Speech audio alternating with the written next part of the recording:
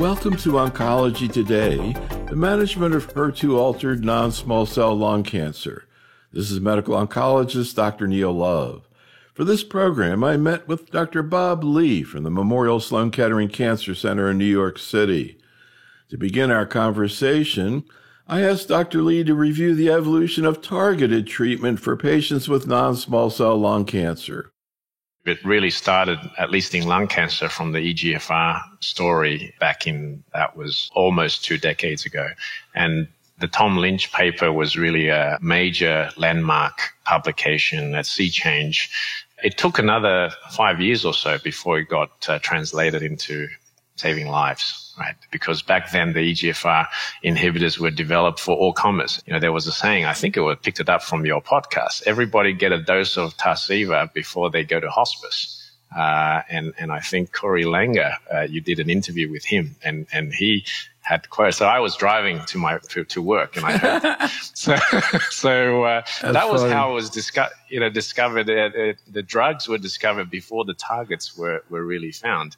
And that general inhibition just doesn't work because it's not the right binding into the molecule. So the EGFR mutation discovery, and at the time Tom Lynch, along with a group in Dana-Farber. So Tom Lynch was at Mass General. Dana-Farber, they were sort of a close second. They had a publication in Science about 2 weeks later. And then MSK was also working on the same thing back then with Harold Varmus and William Powell and Vince Miller and others. And it was really 3 groups simultaneously showing the same thing. And that was around 2004, but it took until 2009 when the IPASS trial was published in the New England by Tony Mock, Elong Wu, and others. And that was a Pan-Asian study, and EGFR mutant lung cancers were seen more common in Asian women who never smoked. And that they had an advantage in terms of enrolling these patients. And that led to a complete change of mindset in thoracic oncology.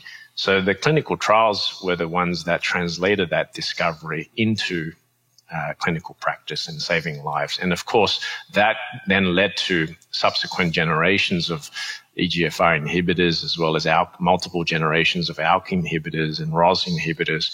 They all share the same mechanism of action. It's about this lock and key approach. If you find a mutation in the oncogene and that drives the oncoprotein into uncontrolled cell proliferation and metastasis, and you see that there is a cleft or a pocket in the oncoprotein and that you can fit a drug into it. And so to lock it up, so to speak, and this just suddenly stops that signal and then the cell just stops dividing and it dies.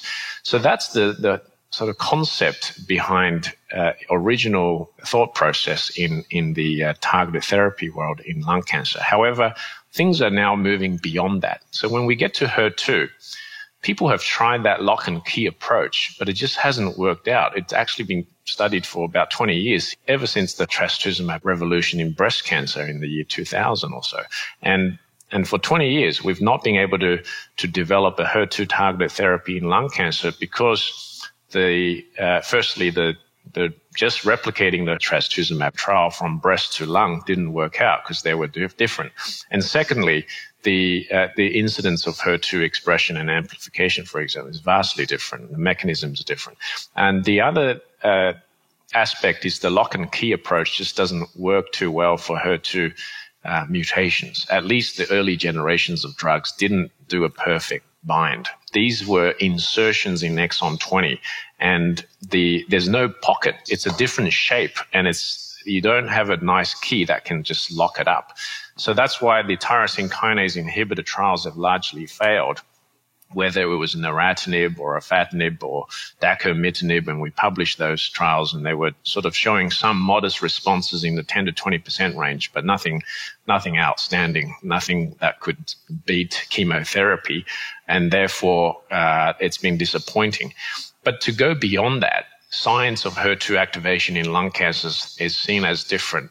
A lot of them were driven by mutations that are hyperactivated that leads to internalization of the tyrosine kinase and the receptor, the HER2 receptor. And in a way, without having too much HER2 protein on the cell surface, they kind of just go into they hyperactivate, they internalize into the cell, and then it gets recycled. So that if you attach a antibody drug conjugate onto it, it literally just sucks the drug into the cell. You can see that ADCs can get into the cell through a variety of mechanisms. The traditional understanding is the one on the left-hand panel. You had lots of HER2 protein on the cell surface. You just need a lot more for the drug to bind and therefore get in. That's the traditional dogma. And that's why a lot of the very prominent scientists and physicians in this field have warned me, you're going to get a negative trial with the HER2 mutant story because there are not that many receptors on the cell surface. But my curiosity sort of prevailed, and we still did the trial anyway, and it was positive. So that then led to the second mechanism of action, where there are not that many receptors. There are always going to be some, but not amplified or overexpressed. And what they do is merely just sucking the drug actively into the cell, at a much more internalized rate than the wild type receptors. So we call that internalization through ubiquitination, but it's really literally just sucking the drug into the cell. And these mutants are very good at just internalizing the drug. And if you have a precision-guided missile with a warhead with a powerful chemotherapy that is incompatible with life if you just give it naked, but if you pack it into the antibody and the cancer cells suck that drug into the cell, and then you release the bomb from within and kills the cancer cell, that kind of precision missile attack actually worked. And we initially found that in case reports. There were case series from Europe, Julien Maziers and others from France had published, and those were anecdotal. The lab evidence was lagging. So we decided there was some preclinical hypothesis that we came up with about this internalization theory, but it wasn't proven at the time. So we did concurrent lab and clinical research experiments. We then took the clinical practice back to the lab. So it's research to practice and back to the lab to research. And we can then label these antibody drug conjugates with those rhodamine dye, and we call it Frodo because it's pH driven. And then they sort of glow in the dark, and then you can see the rate of internalization of these ADCs into the tumors. Here we were able to show the one that were labeled, the ADCs going into the cell in real time. So if you go to the next slide, we can then see the rate of internalization of these ADCs into the cell at different rates. So we call it sort of the trafficking index. That's how fast these drugs can get into the cell. So some of the cells literally pull the drug into the cell and they traffic very quickly, and others are very slow at doing that. So that was sort of the mechanism of response that we looked at. And then we then took this to the clinic again, and that led to the DESTINY-Lung01 and the registrational trial approval just a few months ago. And there was a lot of skepticism at the time. This was 2014. That many HER2 experts who really spent their lifetime doing tyrosine kinase inhibitor, cell signaling, and lock and key approach, or people in breast cancer were really looking at the quantity of HER2, and it's driven by HER2 amplification and overexpression rather than mutation. The concepts are very different, and they just thought that the ADC approach is never going to work in HER2 mutants in lung cancer. So it came as a surprise when the TDM1 trial was positive. And then that led to a lot of interest from biopharma industry to invest in this rather obscure field when it first started. And we saw, these are real. These are still 2% of lung cancer. You look at ROS1 and ALK, it's not that many more in terms of percentage incidence. We're talking thousands and thousands of patients every single year, just in the United States alone. So, and worldwide, it's a lot more patients. So then it led to some interest in this field. And then strengthening from the TDM1 pilot study, which was published in the Journal of Clinical Oncology back in 2018, we did a series of translational experiments that showed that this was not a fluke. This was a real effect that was replicated in cell lines, in mouse models, and some of the slides I put some pretty pictures there just for reference. And we then were able to guide the registrational trial of trastuzumab deruxtecan, which was first developed for HER2 amplified and then HER2 low breast cancer. But it's all largely due to protein expression, not mutations. But because of this internalization concept that we had published and shown subsequently, we doubled down on that in lung cancer, and that led to the registrational approval, the first targeted therapy for HER2. But it's a different mechanism. It's a smart bomb and precision missile compared to a lock and key approach. So, and it was interesting, the last ASCO meeting when we had the HER2 low data presented, and Dr. LaRusso did the discussion, and she brought up the issue of HER2 mutant disease. And when I would bring that up to the breast cancer docs, they were like, well, we hardly ever see it. And it was just kind of not a major issue for them. Even in GI cancer, where again, TDXD and HER2 positivity is a big issue, colon, upper GI. I think it's mainly overexpression there also. So as you say, it's a really different concept. First of all, can you just kind of maybe outline a little bit about, I guess, the epidemiology? Like what fraction of patients with, non-small cell lung cancer have HER2 mutations as opposed to HER2 overexpression? For every patient with HER2 overexpression, how many are there with HER2 mutation? Is there like 10 times as many? It's a lot more, I guess. Yeah. You're right. The epidemiology is different by disease. So compared to breast cancer, where 20% are HER2 amplified, which then produces the expression, the genetic aberration is amplification. And that's just increased gene copy number in breast and gastric. And I tell my patients or my fellows that this is like going to the old-fashioned photocopy. If they're a bit older, I can explain the photocopy machine. And you press on the button and you forget to let go. And then you're chatting away and you realize you copied 50 pages. And it was a total waste of money and paper and the environment. That is amplification. There's no difference in the genetic coding of the sequence. And basically it's the same thing, but copied again and again and again. We call it copy number gain. And when it gets to a certain threshold, we call it amplification. Mutation is different. It's not just the quantity of the protein that's been expressed or copied. It's the sequence is different. They've done an error. It's like they wrote the wrong thing. And the DNA sequence is wrong. And that could be wrong because you've switched a letter for another. So that's single nucleotide variation. Or you can write it wrong in the sense that you've inserted a list like 12 extra letters in between the sentence. So that's called an insertion. Or you can just delete some stuff which you forgot, you deleted it, and that's a deletion. So these are so-called mutations. And that is different because the wording is different. The content has changed. But that change in content has led inadvertently to activation of the gene in uncontrolled fashion. So that's a slightly different concept. So you're not going to get too many copies. You're not going to get too much protein on the cell surface. You're just going to get a different HER2 that functions crazy. It just grows and divides and uncontrolled. It just functions wrong. But the number of copies of HER2 is still the same. So in that sense, in lung cancer, it's only about 2%. 2% are mutant. In terms of all total non-small cell lung cancer. In lung adenocarcinoma, probably 3%. And you do have a 1 to 2% incidence of HER2 amplification in lung cancer. So that does exist, but nowhere near as frequent as the 20% in breast and gastric cancers. So you have amplification in lung cancer and you have mutation in lung cancer.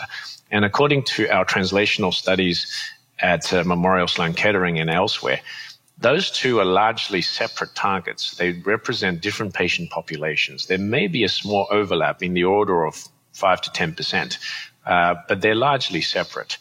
The mutation cohort of patients tend to be younger people, often women, and often never smokers.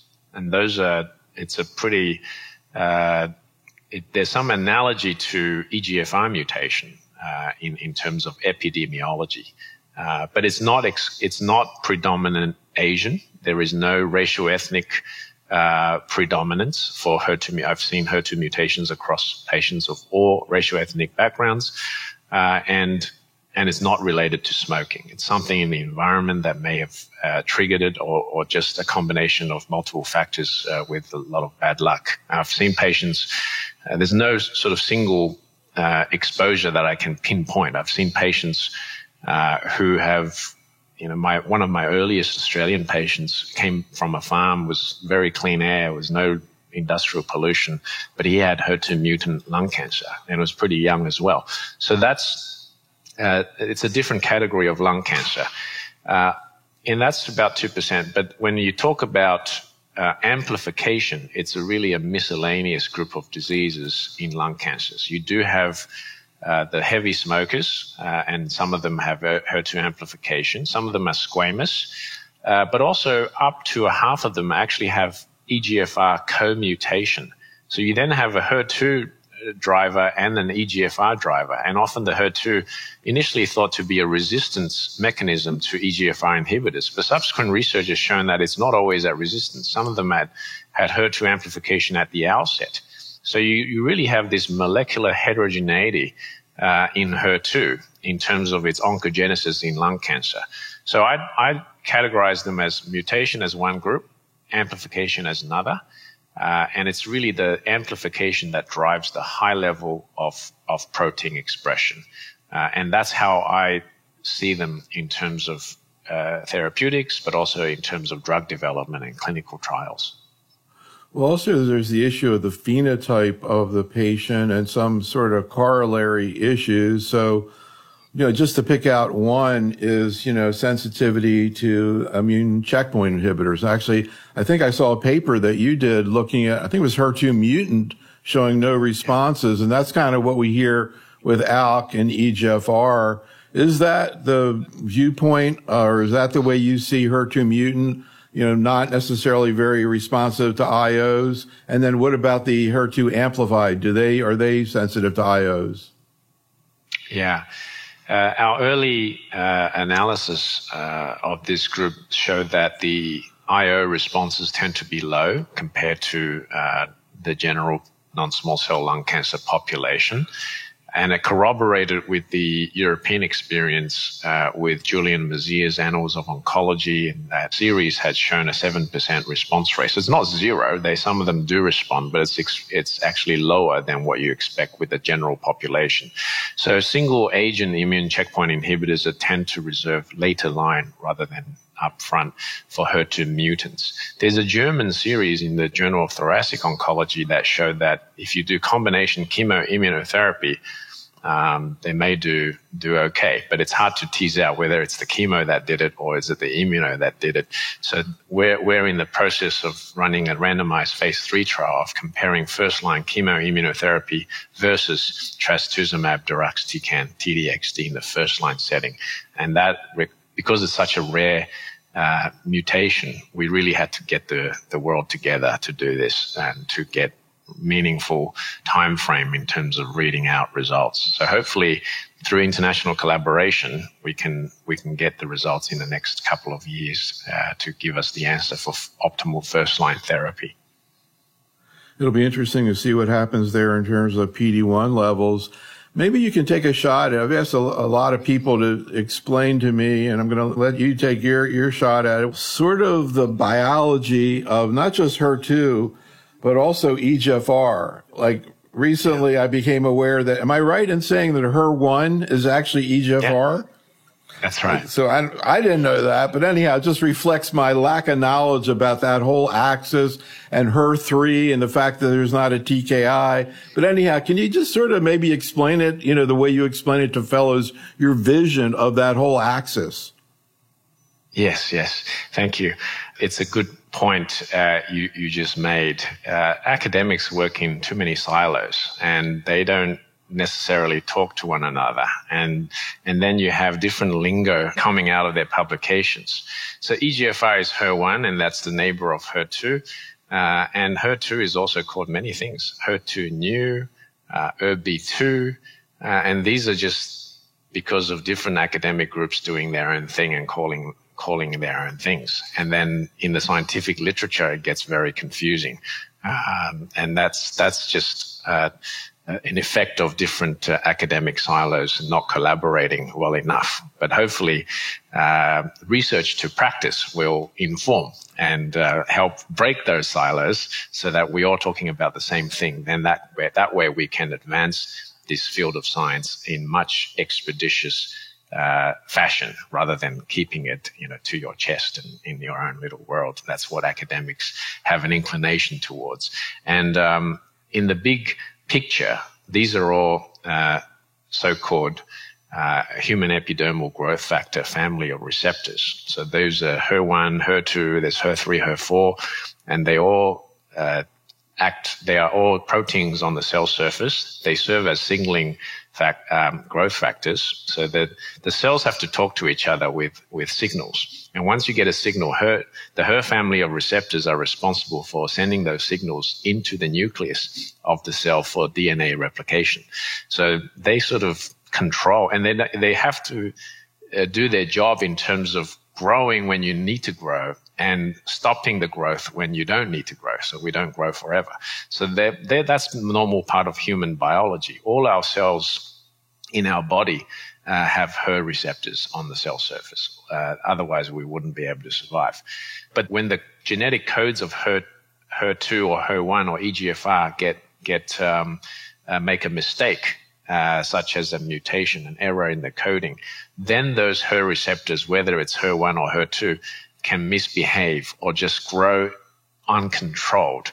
And that's when it starts to send those signals down to the nucleus and telling that specific cancer cell to grow and divide. And meanwhile, the rest of the normal cells are still having normal HER2 or HER1. But the mutant cells in the cancer, they want to take control. So they grow and divide.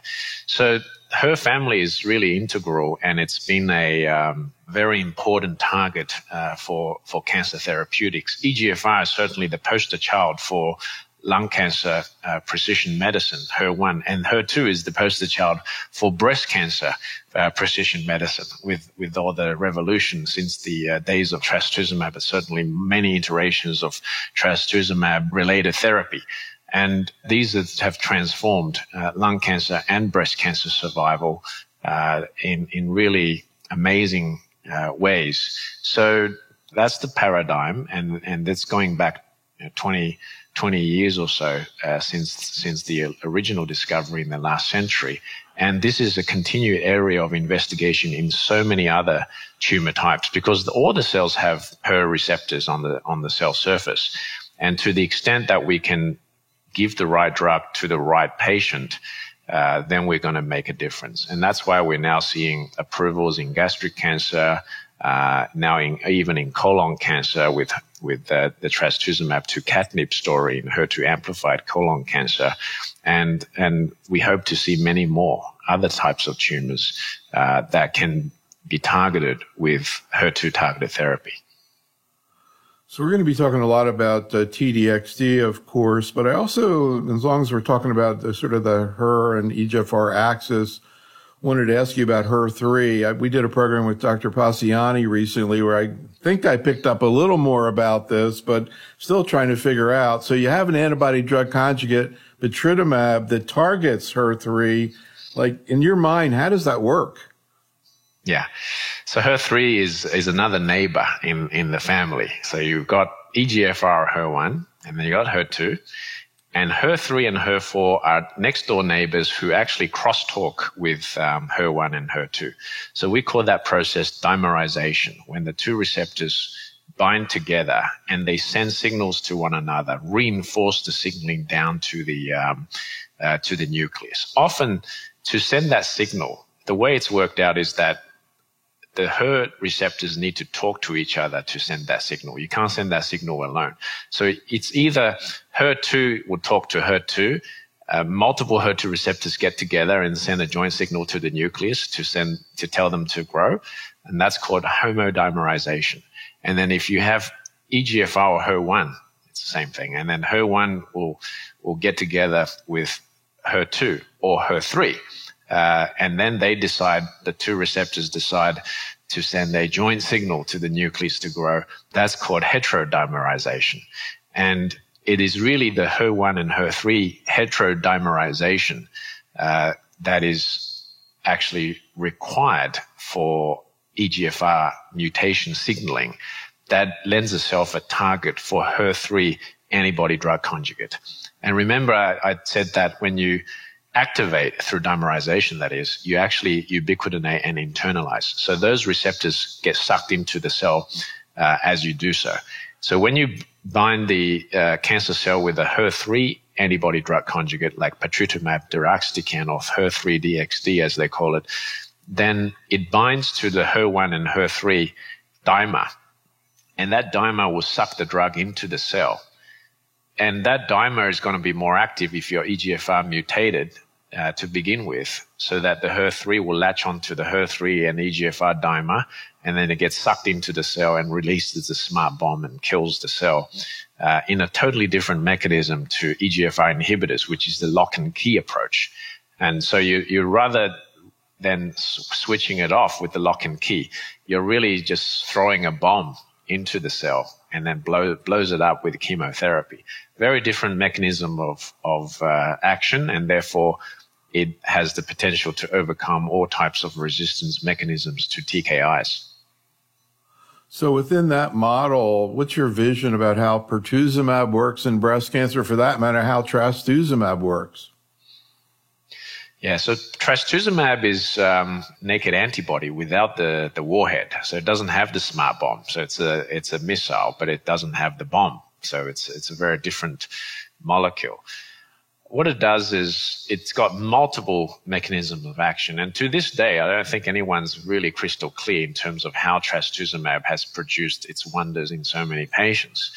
It certainly has signal inhibition capability. So it basically binds to the HER2 protein and tries to tell it to stop. So it's antibody inhibition. So it sends a rather weak signal on its own to reduce the signal for growth. But more importantly, it actually elicits an immune response, ADCC, and that's certainly part of the innate immune system, but it's antibody dependent, cell-mediated cellular cytotoxicity, and that will localize the enemy with HER2 and then elicit these antibody responses that are cell-mediated, and then we can really elicit a long-term response through that ADCC mechanism in the long term. And that's thought to be the main mechanism of action for these 10-year survivors of metastatic breast cancer on trastuzumab, 10, 15 years, and then you get into the Neil Love question of when do you stop, when do you continue? But you're really relying on an immune response in that sense. It's not so much the chemo that's doing the work.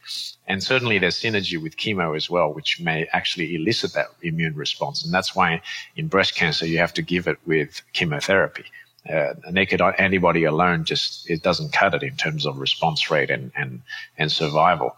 So in lung cancer, the early days of trastuzumab-based clinical trials have been done since the trastuzumab revolution, but all 6 trials were negative, including a randomized phase 2 trial that was published by Dr. Gates-Meyer in Annals of Oncology. This was early days in the beginning of this century.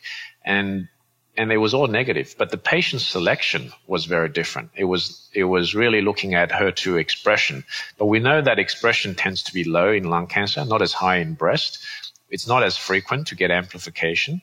And in the subgroup analysis, they saw a signal in HER2 amplified cancers, but there were only like 6 patients, so it's hard to draw any conclusions. So therefore, it's the difference in molecular epidemiology that actually pretty much guaranteed a failure of these trials, even though they were done in good faith, replicating the breast story into lung.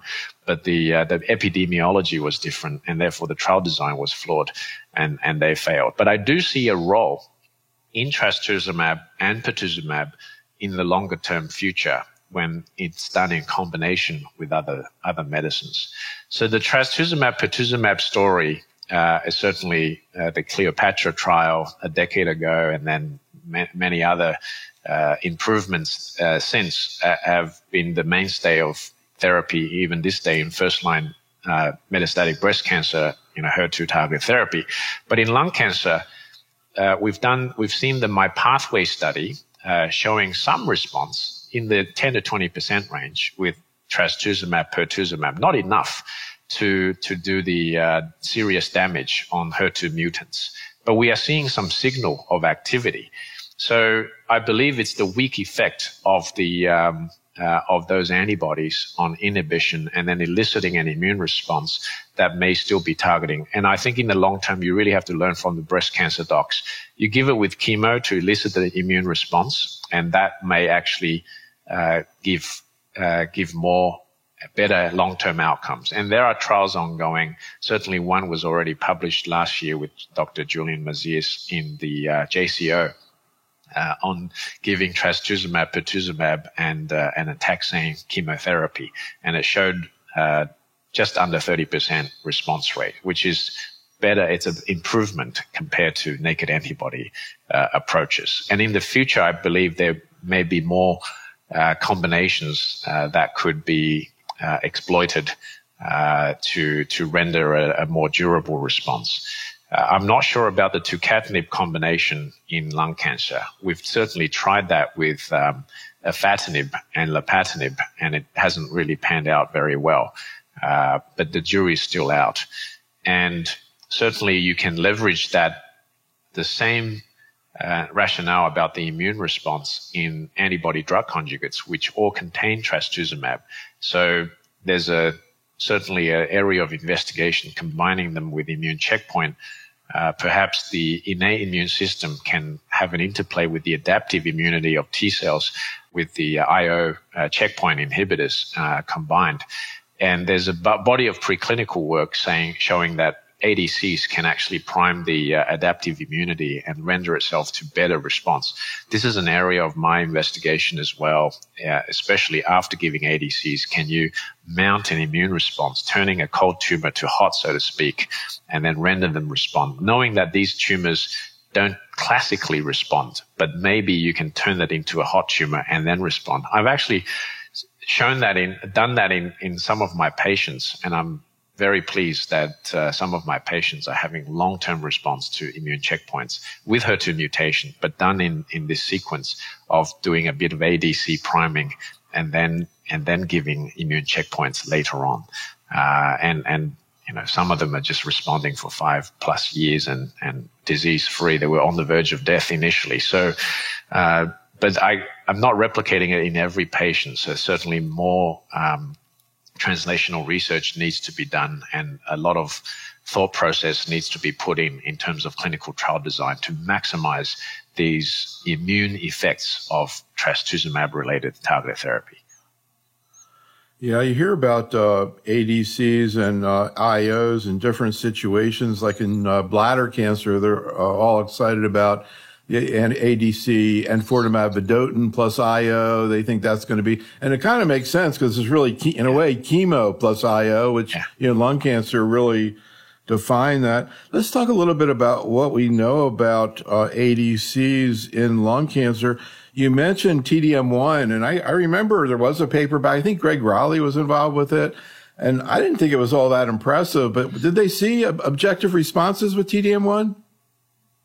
Yeah, so there were actually quite a few papers on this. Firstly, the international trial of TDM1 wasn't that impressive. It was published in Clinical Cancer Research with Solange Peters and Tom Stinchcombe and many others, and it showed a 0% response in HER2 2+ and a very low response rate in HER2 3+, but maybe a signal in these amplified cases with TDM1. So that was the paper. It was a negative study, but maybe some signal finding that warrant further investigation.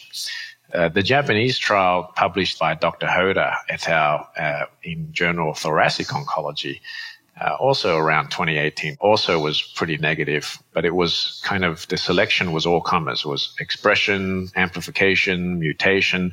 The mutants responded, but the response rate in total was pretty low because it was a mixed bag of, and it was small numbers to begin with, so hard to draw conclusions.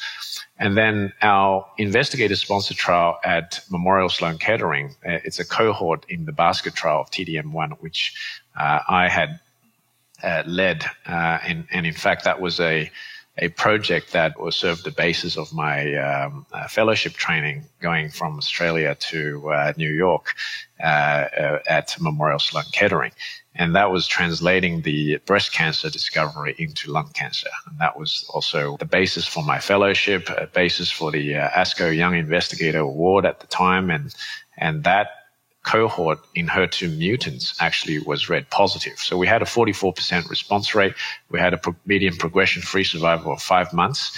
And this was in heavily pretreated patient populations, often third, fourth, fifth line of therapy with prior chemo, prior HER2 targeted therapy and prior IO. So these patients really had nothing left to give except maybe some chemotherapy like vinorelbine or something. So that's thought to be an encouraging signal, but small numbers.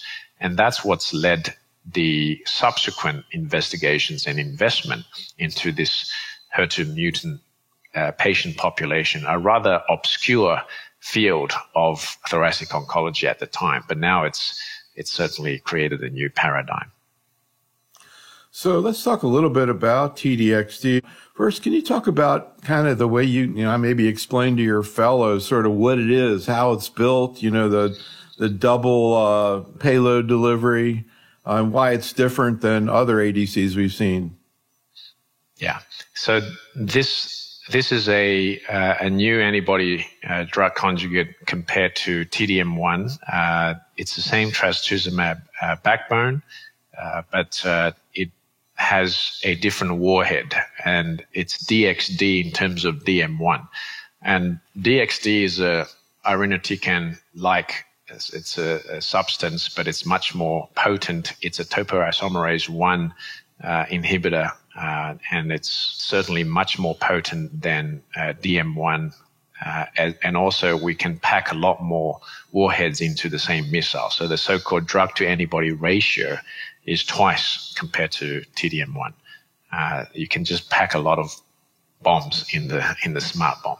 So per molecule.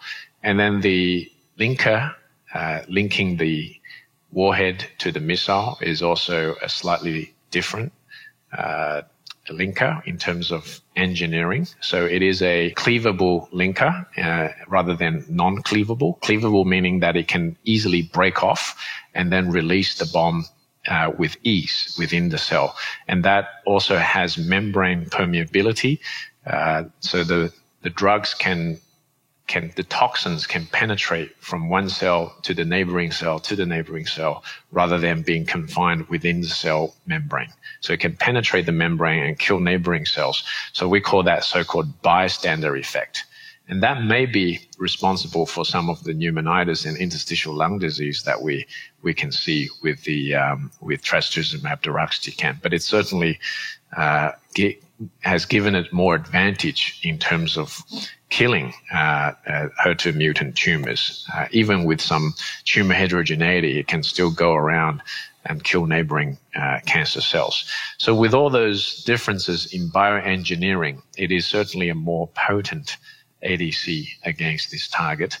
And we have seen activity in the TDM1 resistant HER2 positive breast cancers initially, and now certainly the Destiny Breast 03 and other trials have shown that it's superior to TDM1 even in the second line setting. So similarly in lung cancer, we did the initial phase 1 trial in HER2 mutant, knowing that borrowing from the TDM1 story, which I had the opportunity of leading together in collaboration with Greg Riley and many others at Memorial Sloan Kettering, just borrowing that concept and then to develop TDXD or Enhertu or trastuzumab deruxtecan, we were able to hone in on the HER2 mutants. And in the phase 1 trial that we published in Cancer Discovery, this is Suratani et al. In 2020, Cancer Discovery, and we showed that all comers, there was only a 28% response rate, but in the HER2 mutant lung cancer cohort, we had a more than 70% response rate. Small numbers, but very encouraging signal when you hone in on HER2 mutants with this more potent ADC.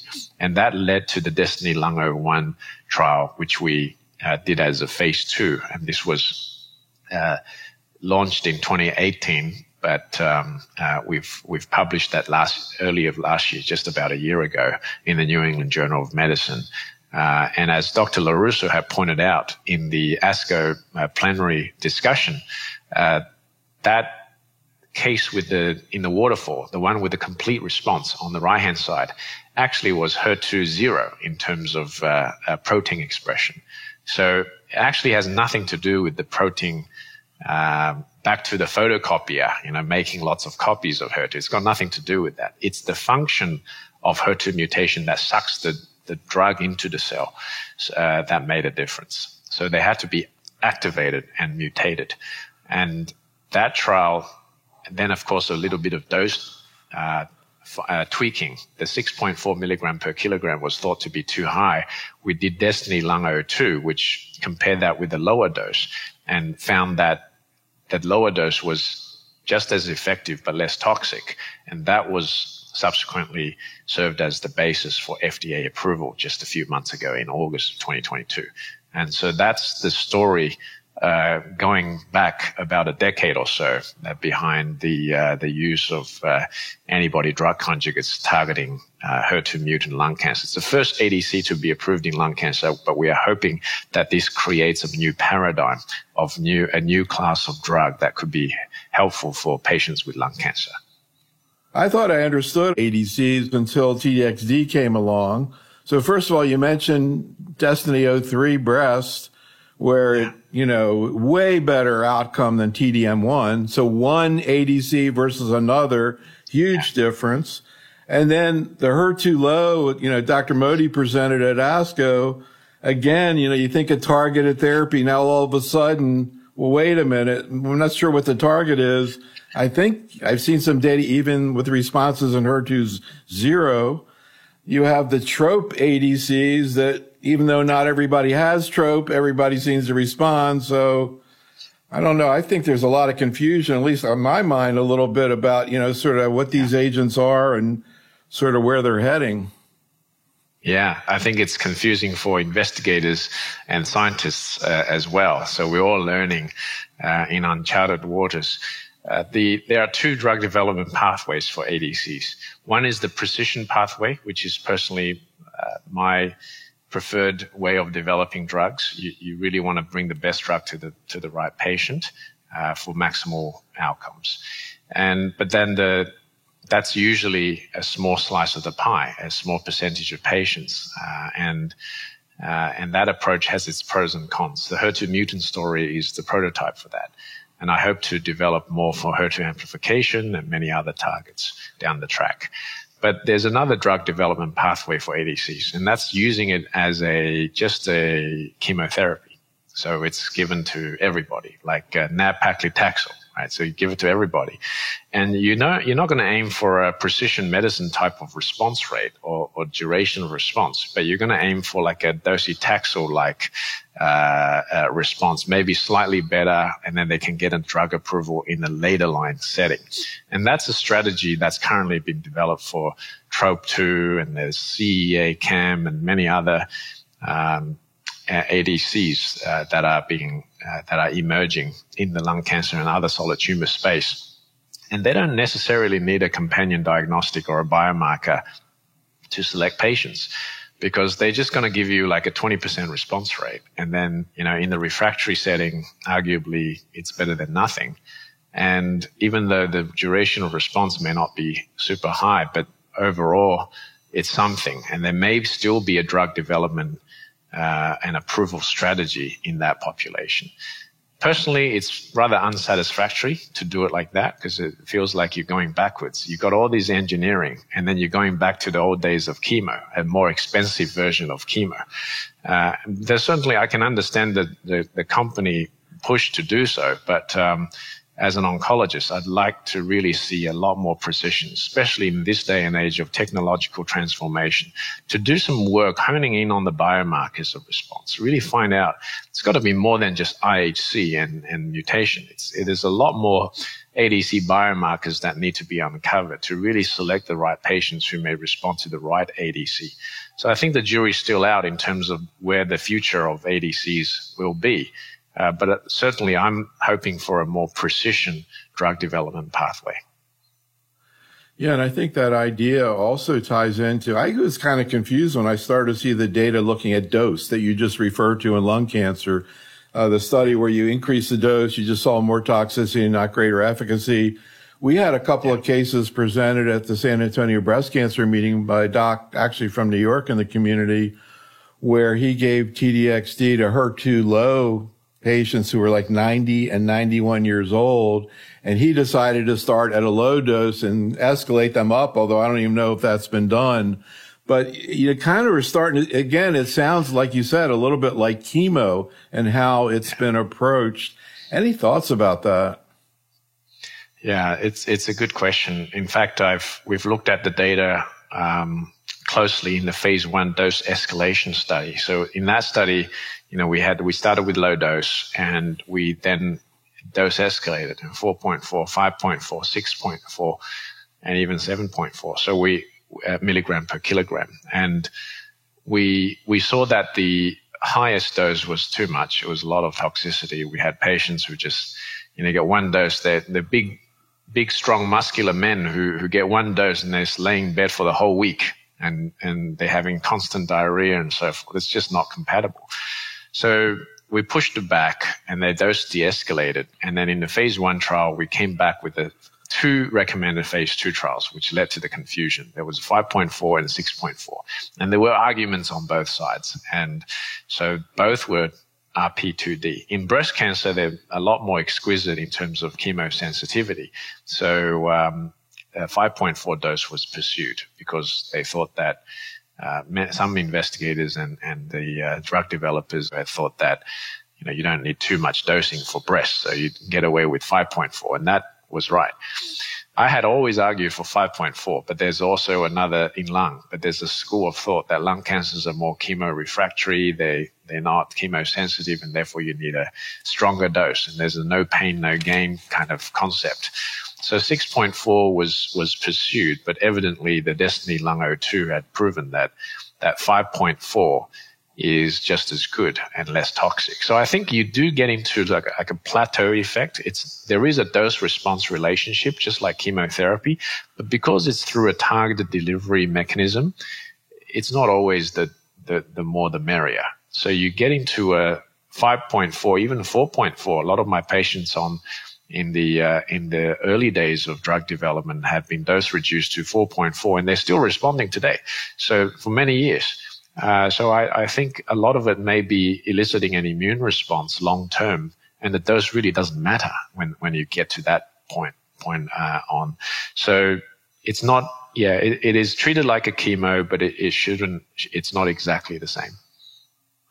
Well, the other thing, and when I first started hearing this from the breast people, I'm not so sure in terms of lung and GI, but I started to hear about like alopecia, GI effects. I think the PI actually says you should give preemptive GI meds for that. What have you observed in lung cancer in terms of those issues? Yeah, it is certainly it's variable per patient. I've had patients who had no problems and others who just they're really miserable. And it mirrors some chemotherapies, and some can produce really horrible side effects, and others sort of get along, go about with life. So I tend to use palonosetron in the and dexamethasone as a chemotherapy pre-medication, just like if I'm to give carboplatin. So they're moderately immunogenic, and I don't routinely give phosphoprepitant, but you can. And when you do that, you're going to constipate some patients, so that could offset some of the diarrhea effects. So I don't tend to give loperamide like you do for neratinib and some TKI, afatinib and other TKIs. I don't tend to do that. I find that most patients wouldn't need it if they get enough antiemetics, but certainly diarrhea is possible, and we have to account for that and manage it with supportive medicines at the earliest instance. So you talked about the first-line trial that you're doing, and earlier you were talking about the IPASS study, which, again, for people new to oncology, that was really the first study that compared targeted therapy to chemo. Then they did some stuff like that in ALK, and they stopped doing that, and people had response rates of 50, 60%.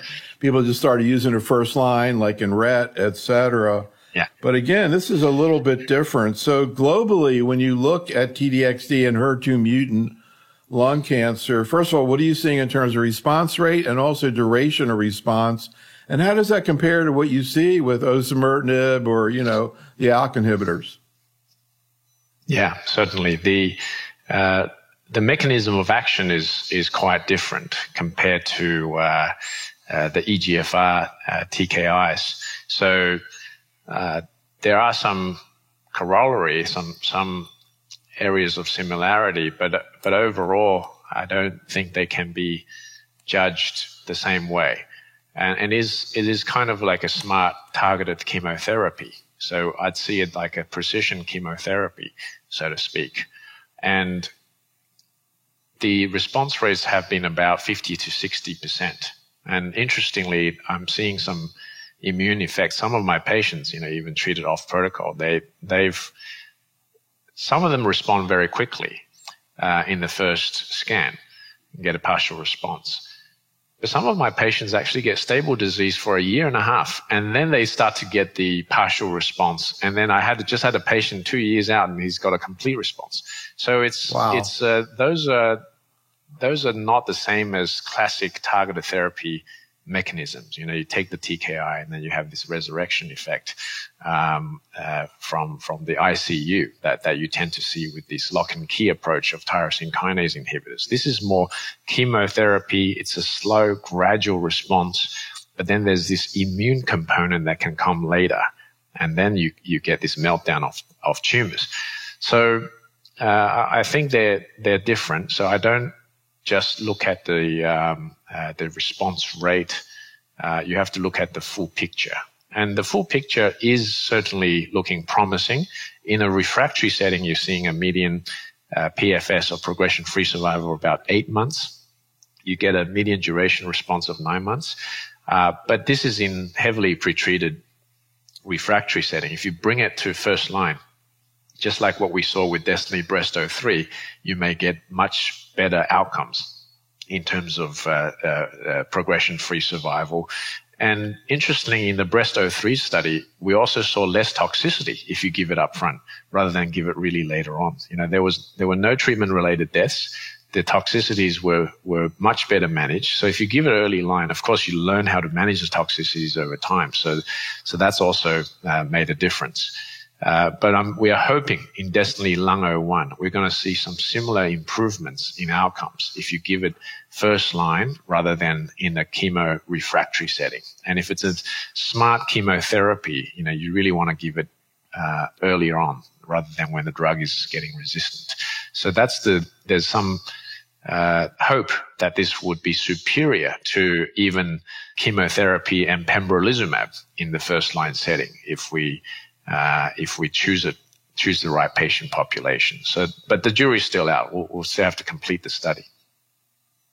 And in that study, first of all, do you allow pembro alone for high PD-1, or they have to get pembro chemo? It's pembro chemo just to keep it homogeneous, so you don't have too many biases. And also there's a school of thought, in HER2 mutant, they're all HER2 mutant. So regardless of PD-L1 expression, maybe the response is going to be slightly lower with single agent IO, and therefore we give chemo IO. That's the thought process at trial design. There's a lot of debate about this. And I could easily see this going into a Neil Love point counterpoint session when you have investigators debating. There's no hard answer to this yet. And in the TDXD arm, it's just TDXD, not with an IO. There's not a third arm. So just straightforward because, I'm sure you debated that too. We'd also discussed about the IO combo, but there's a school of thought to keep the trial simple, not to ask too many questions in one trial. Just keep it simple, get a straight answer. Otherwise, you get too many confounders and so forth. And it's also a difficult trial to accrue because it's 2%. Not everyone gets HER2 testing routinely. And therefore it'll, if you get too many arms, it's going to be twice as long to complete. Absolutely. Yeah, that'll be really interesting. When do you think we're going to get a readout on that? So I'm hoping to. So I presented the trial design last year in ASCO. That's just without just that through reporting that we started the trial, we started enrolling, and it's going well, and the design. But I'm hoping maybe by preliminary, maybe next year. I don't know for sure, but it really depends. It's also difficult to accrue in the first line setting because patients are, when they're diagnosed, they're understandably anxious. They want to get onto a treatment quickly, and the trial, you always have to test for the mutation, and not everyone gets upfront HER2 testing, and it takes a long time to get NGS back. So at Memorial Sloan Kettering, we've rolled out a reflex PCR testing for all patients with non-small cell lung cancer just to catch those 2% of patients who may benefit. And that takes a few days. But if you do NGS or liquid biopsies, or at MSK we use MSK Impact, that all takes a couple of weeks. And then you got to identify that. Then you start the consent process, and you got trial eligibility screening, and then enrollment, and then treatment. So that is all time. So it's sometimes hard for patients to wait that long and to get onto the trial. So it's somewhat difficult from that. There are some logistical hurdles.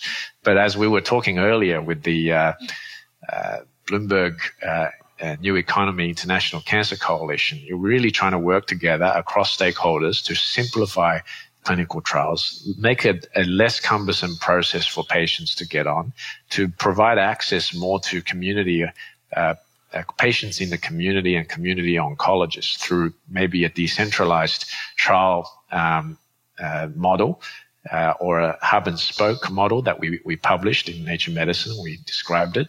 Through that collaborative model, we may be able to bring innovation to patients, not only in academic centers, but across the board in community. And that serves that disparity concept that you have talked about earlier on.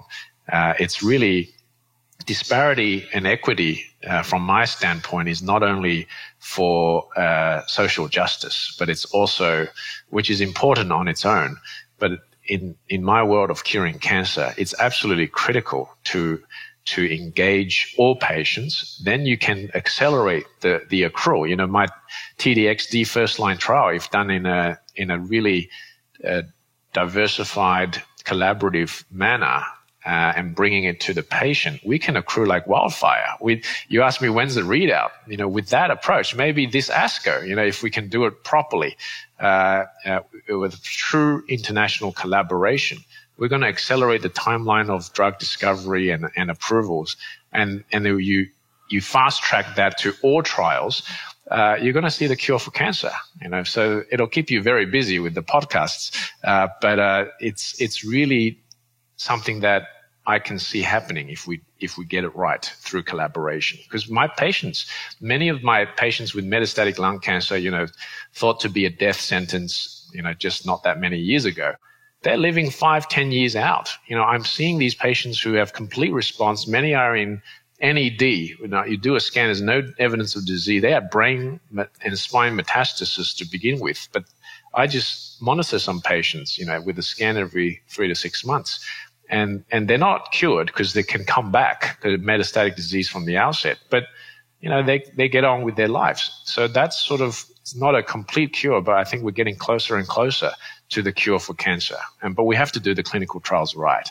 And that's the issue that we're currently encountering. What if everyone in the world with HER2 mutations will get a notification on their app and it's optional. You've got to protect their privacy and confidentiality and everything. But there are ways to do that. You get an app and you tell them where are the HER2 trials, first line, second line, and then we work with the local oncologist to bring that medicine to the patient. So we published a study a few years ago in JAMA Oncology at Memorial Sloan Kettering. We already show that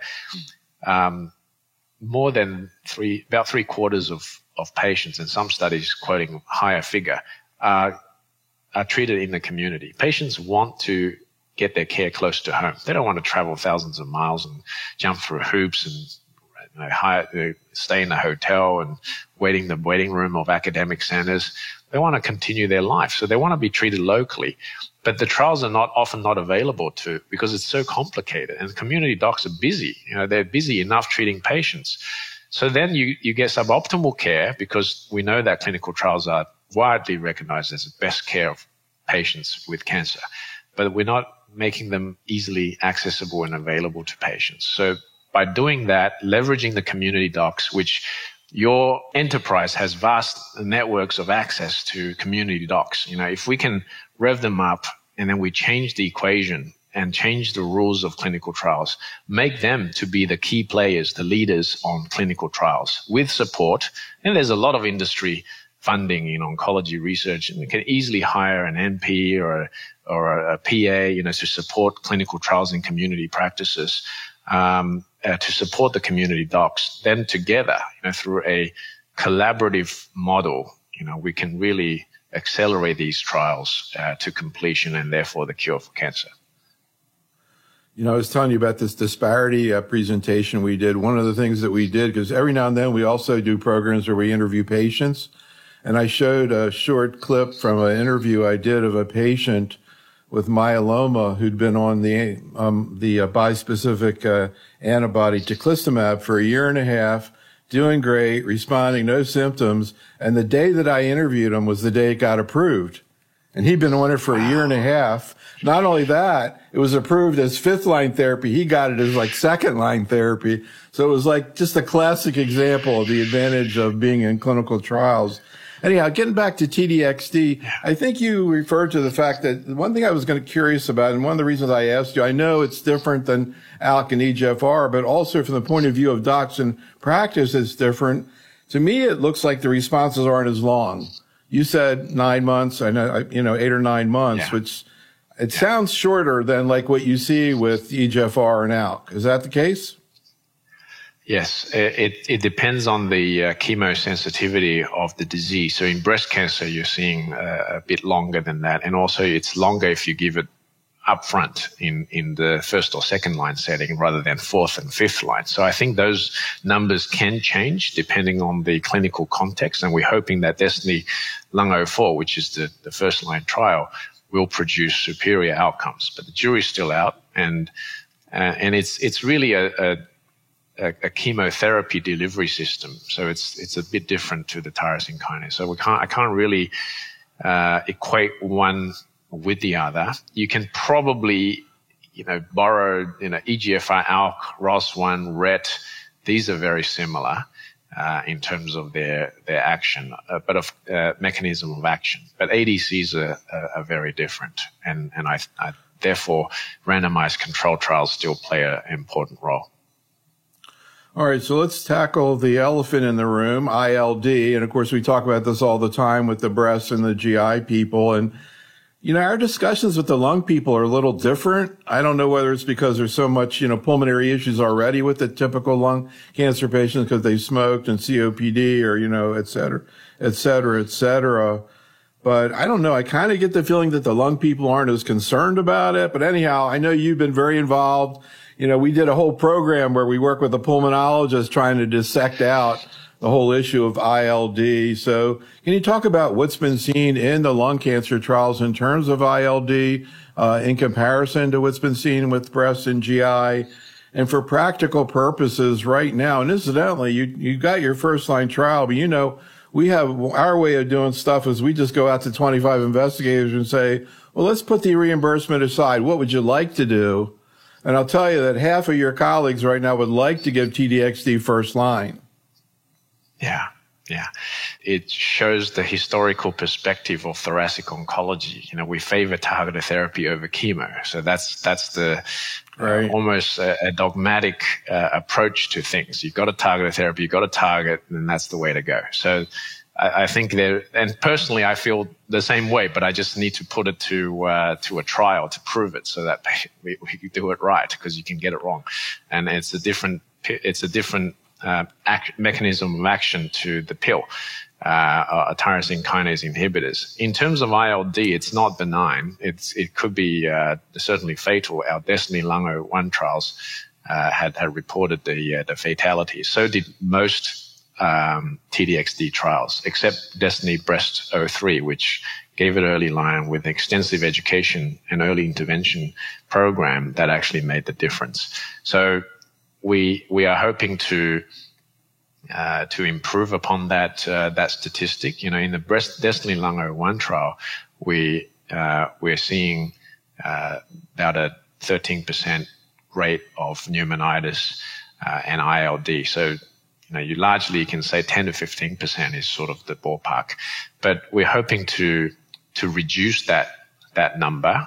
Most of them are benign, are pretty mild, grade 1 and grade 2, about half of them, but some are serious. So you've got to, we'd say that 75% we can say are manageable. They're usually treatable, lower grade, but there is this 25% of ILD that is potentially serious, and you might need hospitalization, and you might need intravenous steroids. And if you intervene early, it's good, but if late, it could be fatal. Thoracic oncologists are kind of used to doing this with IO-related, immune-related pneumonitis. It was once upon a time very scary as well. And we had lots of education workshops in CME, how to manage immune checkpoint, lots of guidelines being published. And I had participated in some of them in the early days, and I can still remember back then there was a lot of fear, but now it's bread and butter for us as thoracic oncologists. And we're used to people who are coming with oxygen tanks, with COPD and all that. And that these patients are higher risk, but we still give immune checkpoint inhibitors. So we're kind of accustomed to that sort of high risk population and managing it. In a way, it's not that much different in terms of TDXD ILD management. It's early recognition and early intervention with steroids and oxygen. So if we get that, if we learned how to do that with immune checkpoint pneumonitis, then the thoracic oncology docs are a little bit more comfortable dealing with it in the ADC context. So I think I figured out the algorithm to detect ILD in the breast cancer people. I think, first of all, their approach is if you pick it up when it's asymptomatic, then theoretically you can re-challenge. If you pick them up when they have symptoms, they're done. Does that algorithm apply to lung cancer? Yeah, generally that's the same algorithm that we're using across the DESTINY trials. And we recently published an algorithm in Cancer Treatment Reviews with Sandra Swain as first author. Right. And so that's sort of serve as some guide, just like the early days of IO pneumonitis, which is actually quite similar. In IO pneumonitis, you re-challenge when they're asymptomatic, if you have patches or you have very mild symptoms. But if you're hospitalized, if it's got severe complications, then you really think twice about re-challenging. So it's not necessarily that easy to read those kind of papers and figure out like what you're supposed to do. So the other issue is imaging. So again, the breast people right now are saying we're trying to get imaging every 8 or 9 weeks, maybe for a long time, even if they don't need the imaging because of their metastatic disease, because we want to pick this up asymptomatic. Again, is that kind of the way you see it going in lung? Yeah, on the trial, we're seeing it every 6 weeks with imaging. That's mandated by the trial for that very reason of picking it up. But in standard practice, I tend to do it initially perhaps every 2 to 3 cycles, But over time, every 3 to 4 is perfectly appropriate. And if the patient is asymptomatic, they got their pulse oximeter at home, and I'm checking everything, I don't think that, too frequent scanning is a bit of a burden for patients. And I don't think there's great evidence saying that if you just hold the drug at the earliest onset of a little patch that are non-specific, it could be that you just had, you had a flu or you had COVID and you don't know. You can't work it out on the CT scan. Then what do you do?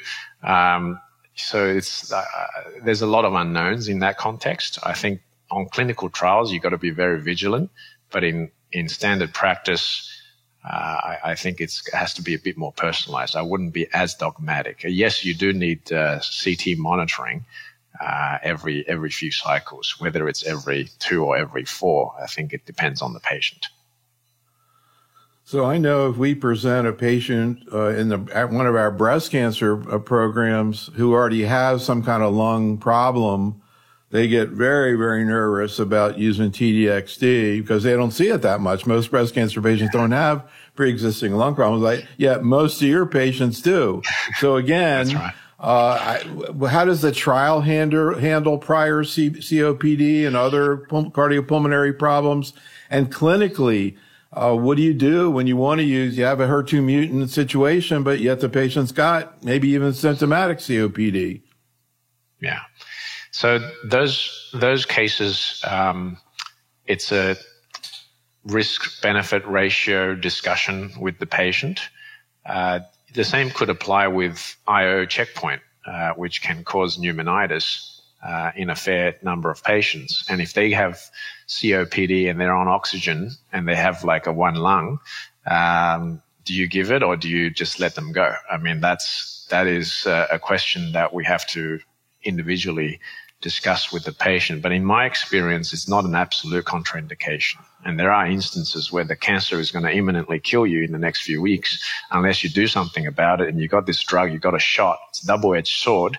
Do you give it a shot or do you just let yourself go? I mean, the patient needs to make that decision together with the oncologist.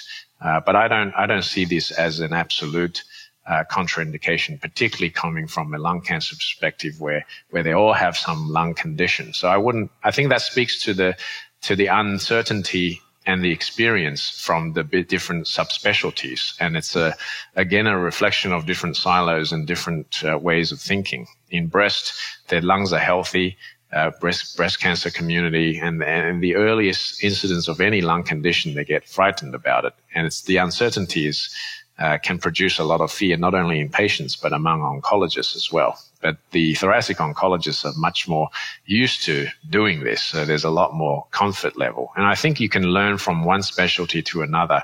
And that, to give a plug to community oncologists who see a variety of different clinical contexts and tumor types, they can get a better appreciation of what's clinically important. And some of them are clinically significant, but many of those concerns are not. So I think we need to take a step back and hear what you're doing, hearing from different points of view, and then take a balanced view on this. But my approach to TDXD pneumonitis is very similar to my approach to IO checkpoints. You bring up the general medical oncologist who's hearing from the GI people, they're hearing from the lung people, hearing from the breast.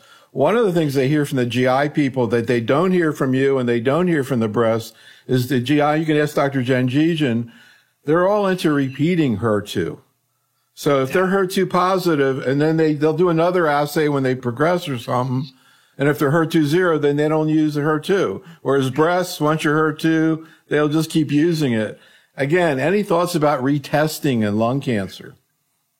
Yeah. So if it's HER2 mutant, it's like EGFR mutation. They tend to stay, so they don't go away. It's an oncogenic driver. It's constitutively active, and I wouldn't need to retest it for the sake of checking if it's still there. But I would do the repeat biopsy and NGS just to look for resistance mechanisms that may emerge and that may be targeted with new therapeutics. So I do a lot of rebiopsy from more for a clinical research and clinical trial matching point of view, but not so much for the HER2 mutation testing. And with amplification, things can be a lot more heterogeneous. And it sounds like the loss of HER2 is a big thing in gastric, but not so much in breast. Yeah, that's a great point, though, about the mutations. That's really interesting. Let me ask you, do you envision in the future that maybe there's going to be a pan-tumor approval of, say, TDXD for just HER2 mutant disease in general, regardless of the primary?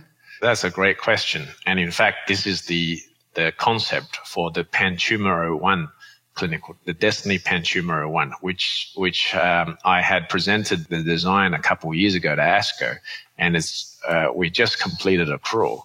And the jury's still out. We have to do some data analysis properly. And this is specifically looking at the HER2 mutant solid, different types of solid tumors. This is a pretty simple design. If it's a same drug, you give it in a oncogene selected patient population across multiple tumor types that are not lung cancer, because we've already got an approval for lung. So we're looking at biliary tract cancers and colorectal cancers and breast cancers that are HER2 mutant but not amplified or expressed, and ovarian cancers, and then we're looking at responses in those. And this is a trial with a pan-tumor approval in mind. And whether that's going to pan out or not, we'll have to give it a little bit of time. But I'm hoping to read out the results much sooner because we had completed accrual. So this is a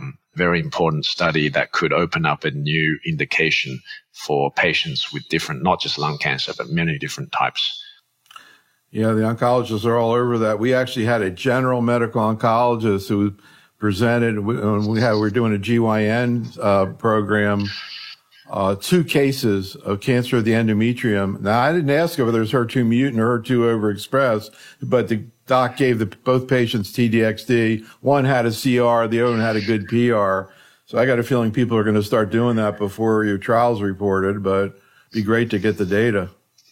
Yeah. That's very encouraging to hear. And certainly I'm going to feed that back to my co-investigators on this study to really try to push this paradigm forward. It's a little bit difficult to tease out because now you have HER2 low breast cancer approval.